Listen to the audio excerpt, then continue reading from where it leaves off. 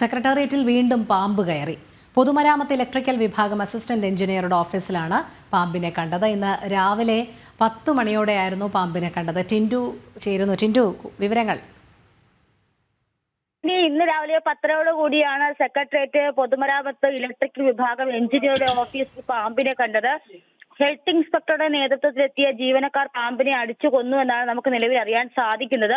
പൈതൃക സംരക്ഷണ കെട്ടിടമായ പഴയ നിയമസഭാ മന്ദിരത്തിലാണ് നിലവിൽ പൊതുമരാമത്ത് വകുപ്പിന്റെ ഓഫീസ് സ്ഥിതി ചെയ്യുന്നത്. കഴിഞ്ഞ ആഴ്ച സമാനമായ രീതിയിൽ തന്നെ ജലവിഭവ വകുപ്പിന്റെ ഓഫീസിൽ ഇത്തരത്തിൽ പാമ്പ് കയറിയിരുന്നു.